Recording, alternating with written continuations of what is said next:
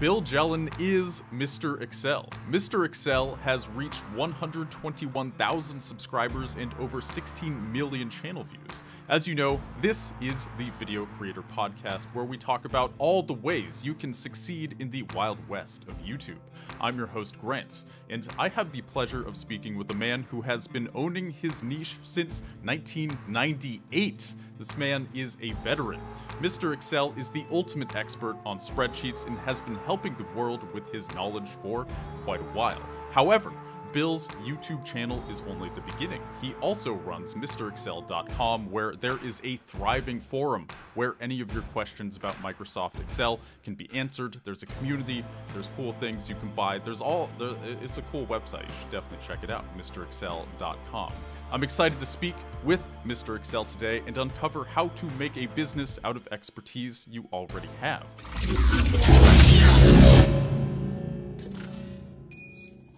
Bill, how's it going today?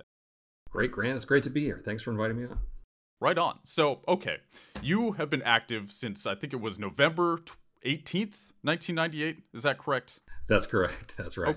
Okay, so that is a very long time. And I assume MrExcel.com preceded your YouTube channel. Is that correct? Correct. Yeah. I mean, initially it was just it was a tip a week. I wrote one article per week at MrExcel.com, and somehow we made it into the top 10 of one of the old search engines, maybe Excite or something like that, and started to get traffic. Mm-hmm. Okay, and I noticed there's like books on there that people can purchase. Tell me what is in a book about Excel? That seems like a lot of information that could be super useful to people who are trying to organize their lives with spreadsheets. Tell me about that. Yeah, so in Excel, there's 5 different ways to do everything, including a way that might take you an hour, and a way that might take you 5 minutes, and a way that might take you 30 seconds. And so over the course of all these years, I've learned a lot of those tips on how to do things that might take some people an hour and how to bring it down to 30 seconds. So there's a lot of material just for showing what I call tips and tricks, faster ways to use Excel. For 17 years, I was on the road doing live seminars, and all the people in my seminars used Excel 40 hours a week. You know, they were hardcore accountants, and I would always learn something from every seminar, and those tips went to the YouTube channel first, and then the best tips get rolled up into the next book. So there's all kinds of great knowledge from just around the Excel world in those books. Wow, so you started by doing seminars. Like, that was your original way of conveying this information? Yeah, that was pretty much it. I think probably the seminars and the first book came out almost simultaneously back in 2002. And yeah, eventually the seminars became a vehicle for selling books. So I would publish a book, and then I wanted to sell lots of books. So if you would go to a seminar, I would always do the seminars for free. It's just, I'm going to talk about a lot of information. You need to buy a book for everyone in the morning and another book for everyone in the afternoon. So you'd roll into town and sell, 200 books in a day. That makes you the best-selling author in that town, wow. Outside of Oprah. Yeah. So, sure. Yeah. Huh. Could you talk a little bit more about kind of the business side of that? So selling books at a seminar, like, what are the details there? What does it take to sell books at a seminar? Yeah. Okay. That's a great question. The very first book that I printed was printed at Office Max. I don't know if you have that office supply store. It was $10 per unit to print 10 books.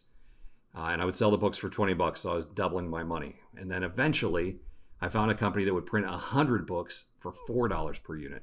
Still selling it for $20. Now you're making $16. And then, I got to the point where I was printing 2,000 books at a time, and that is really a sweet spot. At 2,000 books, the price comes down to maybe $2.50 or $3 per book. By that time, the book is now a $40 book, and I'm selling it at the seminar for $25. So I sell a $25 book, I make $22. Wow. Profits, yeah, straight to the, that's an awesome business model right there. Yeah. I also write other books for real publishers, and maybe you make $3 a book or something like that. It's hardly anything. I didn't realize self-publishing was that easy. Like, you can just go to Office Max and print a book for $10, and that was the expensive one. Right, that's right. I mean, you have to buy an ISBN, and the company that sells ISBNs, I don't know, it's a weird pricing model. If you just need one ISBN, you're going to pay $75 for it, but you get 10 ISBNs for $100, or 1,000 ISBNs for $750. So it becomes less than $1 per ISBN. And, so eventually you get to the point where it's like, okay, I'll just buy 1,000 of these. And, every time a book comes out, I have a spreadsheet, of course, an Excel spreadsheet, and just, next ISBN. And the ISBN is the whole trick to getting into Amazon, which is the bookseller of the day, right? You need to be in Amazon. So that was it. Although back when I started, it was still Borders and Barnes & Noble here in the United States, Chapters and Indigo in Canada. And so I had a distributor in Chicago who would first warehouse the books. 2,000 books takes up a lot of space in your garage. Yeah, I bet. So they would warehouse the books and get it into the 4 major chains. And so you don't make as much that way because the distributor takes some, the chain takes some. But I was happy to have Borders sell the book, knowing that I could sell it direct at a seminar and still make that huge $22 profit. So yeah. Right on. Okay. Yeah. So your YouTube channel, we were talking a little before the podcast, and you said you started in 2008, which is, I believe YouTube started as a platform in 2007. So you've been doing this for a very long time. What has been your strategy over the years? I mean, you've accumulated over 100,000 subscribers. Like, is there kind of a philosophy you have to doing well on YouTube? No, and that's my problem. I have zero strategy. Back when I started, I was the only guy doing Excel videos, period, right? There was no competition at all. If you were going to go to YouTube or Apple Podcasts, you were going to find me because I was the only guy. And so you didn't have to think about anything. There was no upload cadence, didn't matter. And actually, I wasn't putting tags in for the longest time. It was somewhere around video number 1600 where he said, holy shit, we really need to go back and tag all these videos. I mean, that was a summer project for an intern, just to go through and watch the video and write some tags just so that we would get some searchability. Sure. Did you notice an uptick in views after you did that? Yeah. I mean, things definitely started to go. It took forever to get to 100,000 subscribers. And it seemed like it took forever to get from 90,000 to 100,000. That was just a lifetime, it seemed like. But then it's funny, once you hit 100,000, then for some reason the algorithm must like you a little bit better. I have no idea, but it starts going faster after the 100,000 level. Yeah, there is something about that threshold where people tend to notice an uptake in views. I think YouTube is a little paranoid in the sense that they're always worried that some weird sort of offensive smaller channel is going to pop up. So I think once you hit that 100,000 threshold, there's a level of trust, I think, that the algorithm has in you that you're not going to go out there and start spouting something horrible. They send you a play button and they're like, good job, you did it, we trust you, you're cool. And then from there the algorithm also gives you a bit of a thumbs up. So kind of an interesting thing that a lot of people have noticed. You're not the only one. Okay, that's interesting. Good to know, I guess, that it seems to, and it's all perception, right? It's like, no one really knows exactly what's happening inside that algorithm. So I try not to worry about it. And one of my hallmarks, I have this joke, it's low production quality. I don't spend a lot of time on the video. I'll usually record a video, get it transcribed. I transcribe it myself and get it posted within an hour of recording it. Wow. I know I have friends who have planned out their videos for the next several weeks. And it's all multiple takes and just gorgeous. And yeah, I don't know. I woke up this morning and there was a question in my inbox. And I was like, that would make a great video. So an hour later, the video was live. Wow. Okay. I know. So that is impressive to me. So I like my YouTube channel. I don't know if you checked it out before or anything. It's cool if you didn't. But those videos are very scripted, lots of takes. It took probably 60 man hours to make one video, So the idea of you having an idea for a video and then an hour later it's already live, right. That is incredible to me. And I do think so. You said you don't really have a strategy for success on YouTube necessarily. I think that is a super valid strategy for success because you're able to put out so much content, especially with the kind of channel you have where, you know, you're an Excel expert. That means there's a billion little topics, right, that you can cover. And then somebody who's looking for something really specific needs that information. They search it, you pop up because you have so many videos that you've been able to create so quickly. And I mean, I think that is necessary for the niche that you're in. You need to be able to make these videos quickly because you are essentially covering a million little topics within the grander topic of Excel. So, okay, I'll get comments, like frequently I'll get comments from someone saying, "Oh my God, this video is 8 years old and it still works." Yeah, it still works. I mean, whatever worked in Excel back in 2000 still works today. So those videos, I mean, it's definitely the definition of evergreen content. You know, everything I do is still like I never get rid of any old videos. They're all out there because it's still relevant. You know, I might update it if the UI changes in Excel or something like that. But yeah. Yeah, it's and that is definitely smart. Like you do have the ultimate evergreen content, and just your ability. Do you know how many videos you have on your channel? I could check. I'm just curious if you know off the top of your head because I feel like it's a lot. So we're coming up on 2,300, but there were no videos 0 through 99. We started with 100 or 101 was the first video. So, and then some of those have disappeared over the years, but there should be close to 2,200 videos. So now I want to ask. So you have MrExcel.com. That was the sort of original foray into this. Right. How has YouTube affected MrExcel.com? How does YouTube feed into that?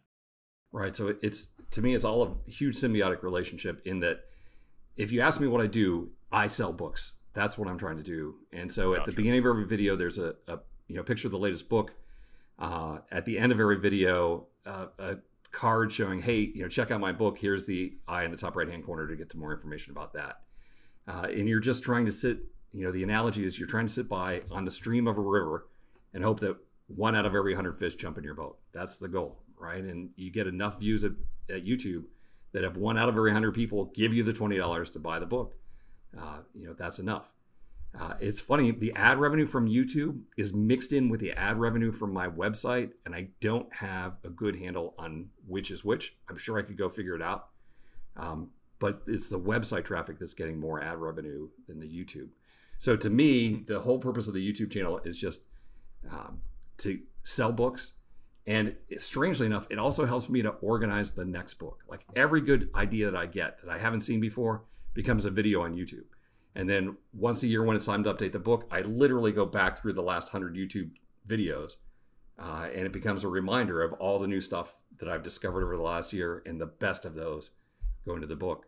I made a joke, and I'm only half joking when I say it, that I'm not doing the videos for anyone else. I'm just doing the videos for me. The fact that other people find it interesting and come along to watch, that's just a bonus. So your channel is essentially like an archive that becomes a book. Right. That's correct. Wow. And I'm kind of in awe of your efficiency here. So, I mean, between your ability to create a video in an hour, your YouTube channel essentially being an archive that tells you exactly what you want to cover in a book. I mean, like, did it take time to develop this system? Did it just kind of like happen? Was it organic? No, I think what happened initially. So let's go back to the very early days. There was a cable channel that no one remembers called Tech TV. My cable system was on a channel 135 when the TV tuner only went to channel 99, right? So we were up in the nosebleed section. No one could actually watch us. Every afternoon, there was a guy named Leo Laporte who for an hour would have a live show where people would call in with their computer questions. Hey, I can't get my Wi-Fi printer to connect, right? And between the questions, they were using Skype, and it took a long time to get the next caller online. They would have 2 guests every show, and he would give us a 6-minute segment. And so I really kind of created the books to have something to sell on that show. And so when the video podcast started, I literally went for that first book just from cover to cover, right? So the first 220 episodes were the book, right? But then I ran out of chapters. There was nothing left in the book to cover. And I'm like, uh-oh, what am I going to do? Like, I realized, in 2 weeks, I'm going to be out of content. And that's when I started to really encourage people to send their questions in. Over the years, we had an 800 number you could call, leave a message, all kinds of ways. Like long before YouTube comments were a thing, I had ways for people to get their questions. And I was just hoping for the next question to come in so I could have more content, right? And then like when it was time to update the book, it's like, oh, look at this. I got all these questions that came in. These are, let's go through and find out the best ones to add. All right. So I'm sure it's tail wagging the dog at first, using the book to generate content, but now I'm using the content to generate the book. It all just worked out really well. Yeah, clearly. Like it seems like it's been pretty organic as well over the years. Like just one thing led into another. So you were working for Tech TV? Were you like a host on that show? I was just a regular guest, right? So they had, every episode, so 10 days a week or 5 days a week, there were 10 guests a week. And it was just a regular series of people. There was a Photoshop guy, Alex Lindsay. There was a security guy. And I got booked. My publicist got me booked on one show. And Leo's like, hey, you did a great job. You can come back whenever you want. So I started flying up to first Toronto. And when it was Toronto, it was a short flight. They would give me two episodes a month, right? And then when they moved to Vancouver, that was a long flight. So they gave me 4 episodes a month.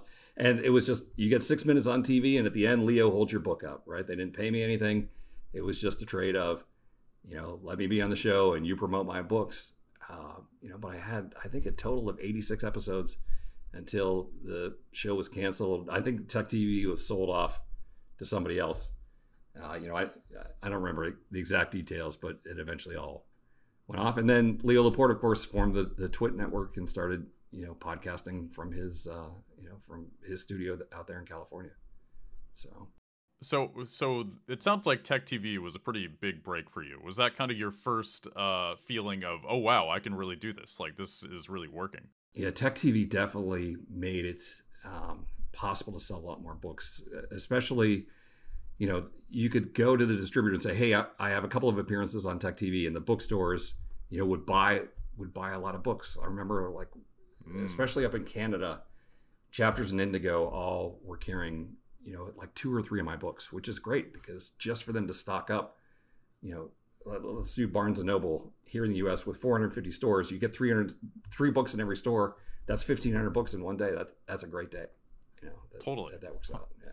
So I am curious, like how this works with selling books. So when the retailer buys your books, like you make money from that, right? In theory, this is great. The book trade is so crazy. They get everything on a 100-day term. So if the book arrives on January 1st, they don't pay until April 10th. And we expect them, if I don't get a customer to go into the store to take that book off the shelf, on April 9th, they're going to return the book.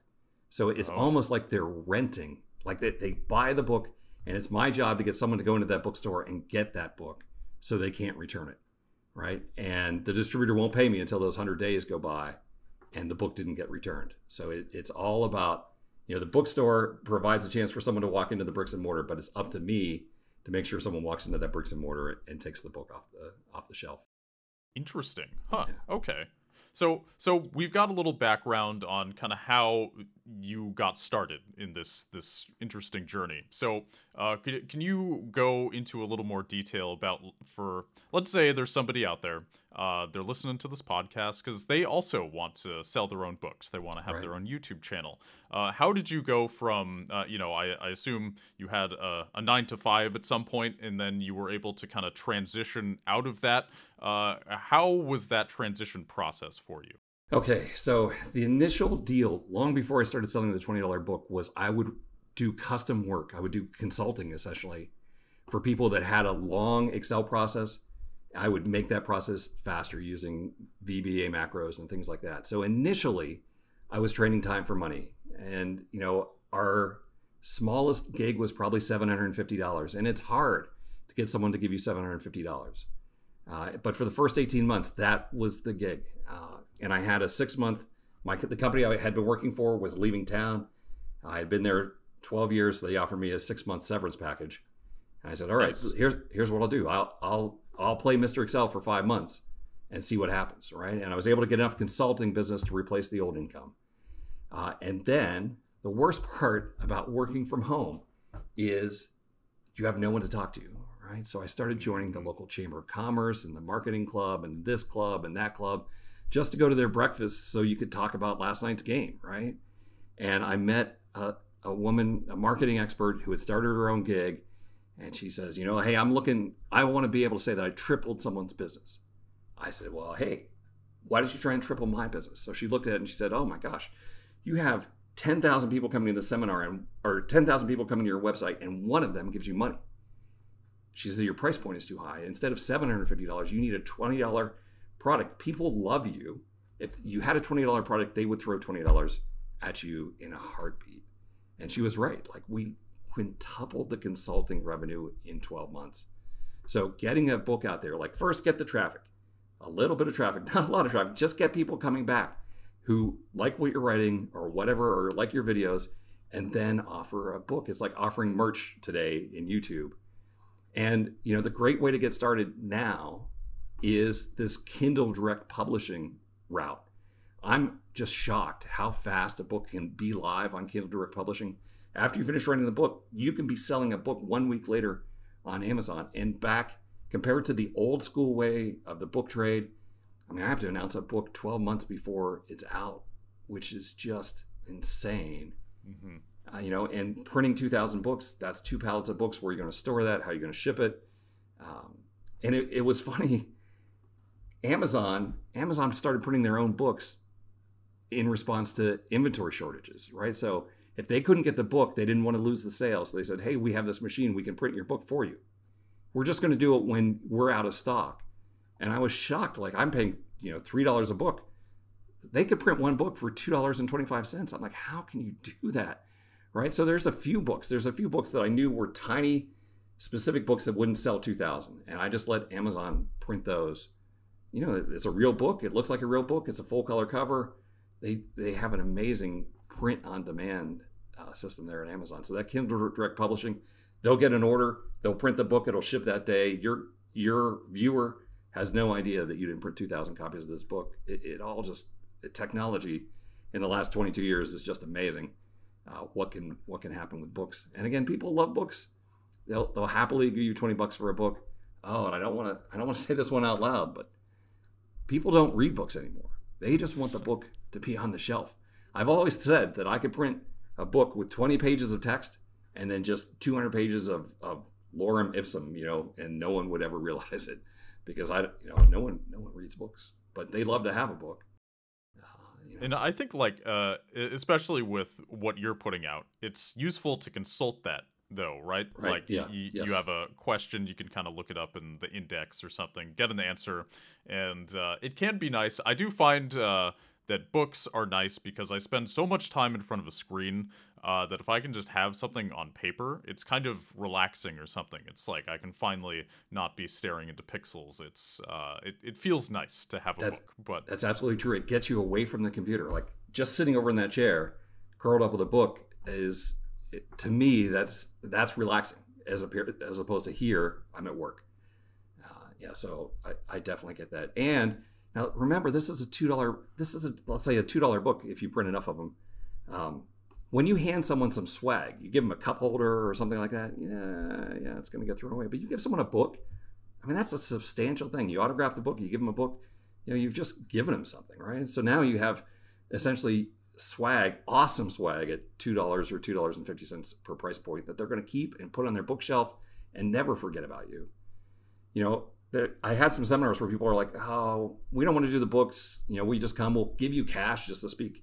I'm like, no, I want everyone who comes to that seminar to take 2 books back to the office and put them on their shelf. And then those become a billboard for Mr. Excel. You know, everyone who walks in their office is going to see those books behind them. You know, books stand out. They end up on bookshelves. People see the books. So. Interesting. I mean, clearly you know the book sale business very well. I know very little about it, so it's been really fascinating to talk to you about this. And I also did want to touch on, I think one reason why YouTube has worked well for you is you have managed to create an identity around all of this. Obviously, you're Mr. Excel, but I think that's sort of unique with, especially Microsoft Excel. It's kind of notoriously like I wouldn't necessarily think of a person being associated with it, you know? Like the fact that you kind of have a face and an identity and people know you, they love you, based around sharing this knowledge, I think is really interesting. And it's definitely like a reason that people keep coming back, and they invite you to seminars and they want to buy your books. I like, so how have you gone about crafting this identity? It sounds like you kind of just are yourself. Right. But like, was there any thought that went into who Mr. Excel would be? Like, what is the difference between your online persona and who you are just in your day to day? Tell me about your persona. Yeah. So it started out when I was at that day job, and there was a guy down the hall who, anytime he had an Excel question, would come to me, and he's the one who started calling me Mr. Excel. He's like, you should write a book. So Kevin, his name was Kevin. I said, all right, Kevin, here's the deal. Every day you walk into this room and you give me an Excel question, I'm going to write it down on a sticky note and I'll put it in this drawer right here. And then, 6 months from now, I'll have enough content for a book in that drawer. So we did it, except for he never had Excel questions. So 6 months from then, we opened the drawer and there were 3 questions in there. I was like, Kevin, you're not holding up your end of the bargain. So having the website and just, hey, I'm trying to write a book. Send me your Excel questions. I'll write up an Excel question every week. The best questions are going to end up in the book. That was a more efficient way than asking Kevin, my coworker, to come down and ask me questions. People always have Excel questions. And to this day, I love getting Excel questions. If someone walks up to me and says, hey, can I bother you with it? It's like, you're not bothering me at all. Let me help you, right? And I love the questions that I've never heard before, that I get to invent a solution. Those always become videos. Anytime that I discover something new or some way. And if one person has a question, 100 people have that question. So, you might as well put it out there just so you can help other people. Definitely. And so your website, mrexcel.com, like how did that start? I know you said you kind of wanted a place where lots of people could ask questions at once. I also did want to throw this number out there that there are over 1 million threads on the forum on that website, which is a lot of threads. And also I looked at it, it's very active. I mean, there was I saw like 30 posts in the last 24 hours. And not only that, but most of those posts had answers. Like this isn't some like old forum that's just kind of floating around. This is like a real active place where people ask questions, get answers. There's like a community around it. So like, I guess tell me how you cultivated this website, because it's kind of rare to see people succeeding in large numbers like this off of a big platform like YouTube. So how did you do this? Right. So it started out the website started out with Notepad. It was $10 to register the site in Notepad, and I would create a web page every week, right? That was it. And I still had a day job, so at 8 o'clock I'm going into work. So I would get up every day at 4 a.m. and answer questions for an hour or 2 hours, 4 to 6. And then I started getting more questions each day than I could answer, which is like, I'm not going to start getting up at 3. That would be insane. And so on the website, I got some free script somewhere, Matt's script archive, the www board, and it was a little Perl script, I think, that let people post their questions. I said, hey, you can send them to me, but feel free to post your questions here. And right after you post your question, just read the last 3 and see if you can help that person out. It's like the take a penny, leave a penny jar. And somehow the thing just started to catch on. And I think that first year we had like 5 people who made 100 posts, and I made a big deal out of that. It's like, oh my God, look at these people who answered 100 questions. I sent everyone a t-shirt. We created the Mr. Excel MVP, the most valuable poster status. And then it really kind of amazed me. The thing somehow took off. And this is going to sound so bizarre. I get an email and he says, hey, look, I've been moderating your board and we got a problem that this person's violating community rule number 14. And that shocked me because I didn't know we had rules. I didn't even realize we had moderators, right? But somehow they had figured this out and they had created a set of rules. It almost reminded me of back in the day, like SimCity. You terraform and then this little community pops up. And just over time, we went from someone answering 100 questions a year to now people answering 1,000 questions a year. And a lot of people, and it's almost crazy to watch the conversations because the original poster, the OP, will come in with a question and someone will give him an answer, which works. But then someone else will give a better answer, and then a better answer, and a better answer. And at this point, the original person is gone, right? They already had their solution. But for the people who hang out here, it becomes, what's the best way to solve this, right? And then finally someone will come along with the best way, and everyone else will be like, oh yeah, we can't beat that, right? So you see the ones that have 18, 20, 22 responses. That was a great question that then an argument ensued over, no, this is better, or this is better, or this is better. And it's just fascinating. There's myself included, it's fascinating to watch that conversation. It's like going to the mountaintop to watch people coming to the guru, except there's 20 gurus up there. Mm-hmm. And I always say that collectively, the community at Mr. Excel is way smarter than I am. Like if I can't figure it out, I'll say, I don't know how to do this, but go ask at the community, and someone there will have an answer. So the ability for a bunch of different people to come together and solve problems, it's fascinating to watch. It's a fascinating way to learn because you're going to learn what other people are trying to do in Excel and how to solve it. My friend Matt Allington, who's written some books for me about Power Pivot, he calls it third person learning. You're just watching other people's questions get asked and answered, and that's a great way to teach you. So it was slowly over time. And the great thing, I had started this website because I had a sense that the company I was working for was going to be sold. And that deal was crushed. It went away.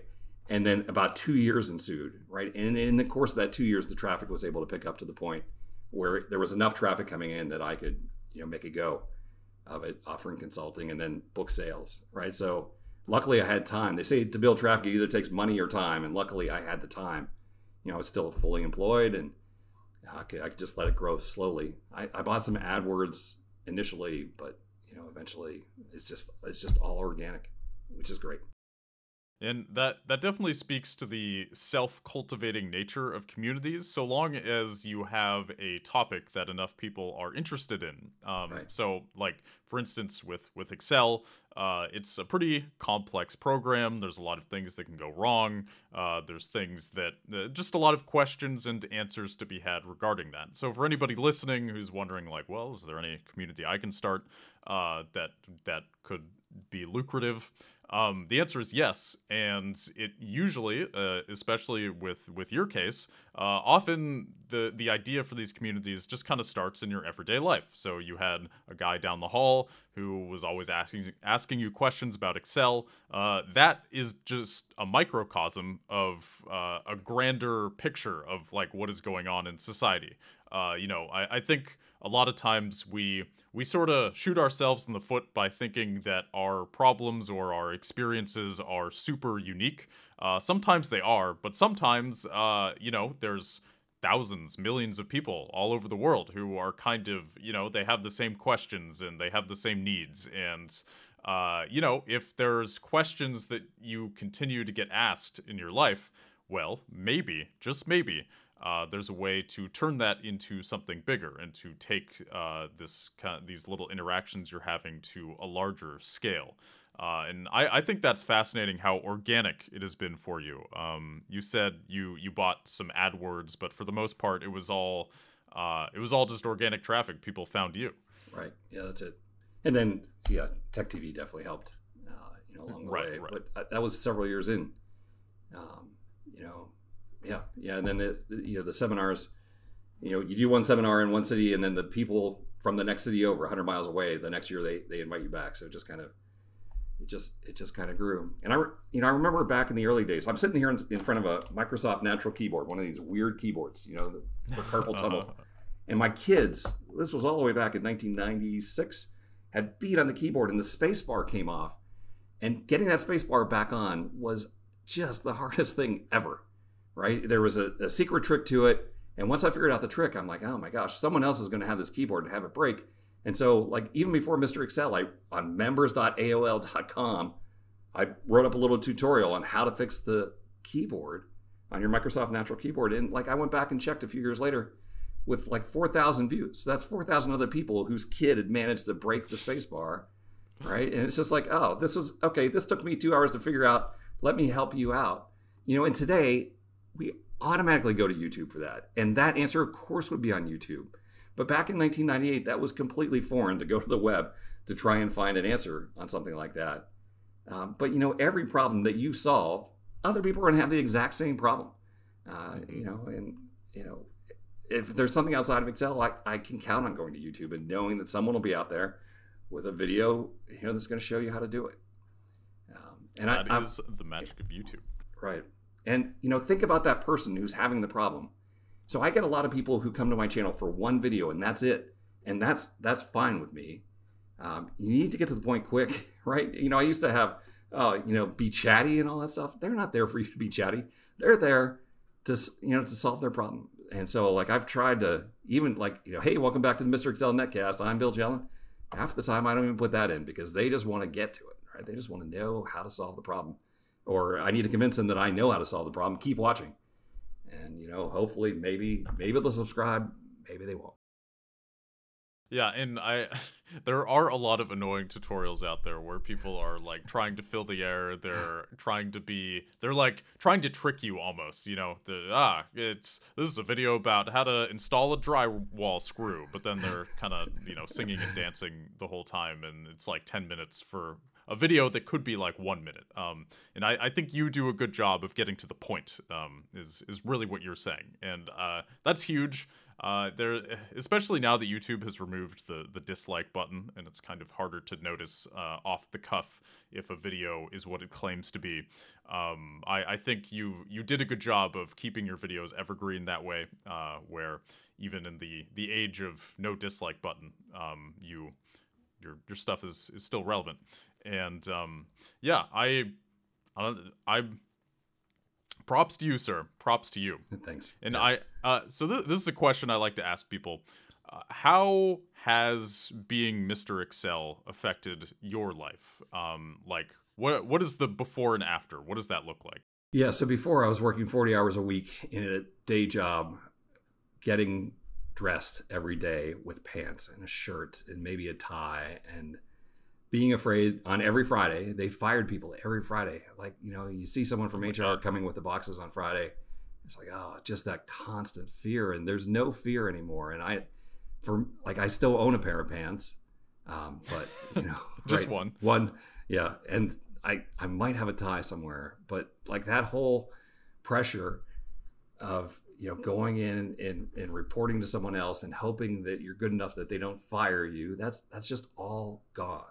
And my original goal was to work in shorts and a t-shirt, which I succeeded at, and to work half days, right? That was my goal. I was going to work from 8 to noon. But now, it's so fun. There's days where I'm working half days, which are 4 a.m. to 4 p.m. That's my half day. And I was that technically is the goal. That's not what I meant, though. But, when it's your own gig and I'm trying to get a book done, or you're working on deadline, or there's just some really interesting videos, or, it's okay to work that much occasionally because, it's all going to build this brand and this business. And actually, I'm just having fun, sharing this content or this information. So. Right on. And I always think it's wonderful to see people thriving, and I can sense your excitement and your joy, this feeling of freedom that your business here has given you. And I think there is also an inherent satisfaction in kind of working for yourself and building your own thing. You can obviously get that by working for larger companies, but I think the thing to keep in mind here is control. You clearly have much more control over your life nowadays than before. Right. So, if somebody is working for a company that treats them very well and they feel secure, then that is, of course, super valid. And you may feel a sense of freedom in that and security. But with you, and for anybody who has had this experience of, you're that working culture of people getting fired every Friday. That is oh my God, that's horrible. Yeah. It was just a crazy company to work for. I think I had 13 managers in 12 years. It was just a constant churn, but it was good. I'm not complaining. I enjoyed it while I was there. I learned a lot about Excel while I was there. That definitely gave me a lot of knowledge that I was able to go on and use. But I would never be able to go back. Like if YouTube just imploded and no one bought books anymore, and I had to go back to work, that just would not ever work again. So yeah, I don't know. I wouldn't be able to give up this freedom. I get it. I feel spoiled as well. I've been full-time YouTube and freelancing for over 7 years now, and it's, sometimes I worry, like, could I go back? Is that security even available to me anymore on a mental, emotional level? I don't know. I don't know. It's once you've drank from the well, it's hard to go back, so to speak. And I remember being worried that there wouldn't be enough business to make it happen. Like there's no way to get enough traffic. And certainly if you were stuck in your own little town, like at the time it was a town of 150,000 people, there's not enough gigs in that town. And now I'm in a town of 25,000 people. There's not enough gigs in this town. But YouTube is now the whole English speaking world that you potentially have as your people that you could sell something to or help, or even just get a couple of clicks and some ad revenue from. So, whatever your thing is worldwide, there's a better chance that's going to scale up, to be something that can support you. So, right on. So, if you could give one piece of advice for starting your own online business or whatever, what would it be? For me, it's time. You need to start it 2 years before you need to rely on it, and that 2 years is just how it happened to work out for me. But that was enough time to slowly build the traffic. There was no pressure. I'm getting a paycheck every other Friday, and I could just let the thing grow without worrying about it and having to rely on it. And then I guess the other thing that lucked out was, I had a company who they came in, they fired a whole bunch of people, all at the same location, and that was a godsend that happened, and I got that 6-month severance. And that gave me the confidence that let's see if I can make this go. I think if you hate work right now and you want to start tomorrow, I don't know how to do that. But for me, because I had that 2-year ramp up, it was enough time to let everything just grow organically and not have to spend a lot to get the traffic and enjoy what you do. Like if you hate work now, don't leave that to go do something you hate. Like you have to just truly love what you're doing.